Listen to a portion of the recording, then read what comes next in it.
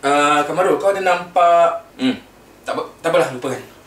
Kau cari benda ni ke? Kamarul, boleh tak pulangkan balik sebab itu kan aku punya. Pulangkan balik.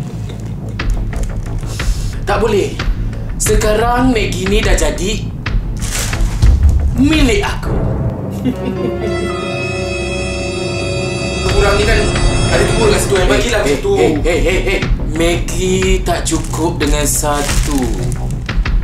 Maggie, dia seronok makan dengan dua Maggie. Kamarul, please, Kamarul. Tolong, kalau kau nak, kau sayang aku. Tak mungkin. Tak boleh. Tak boleh. Kamarul, tolong, Kamarul. Tak boleh. Ya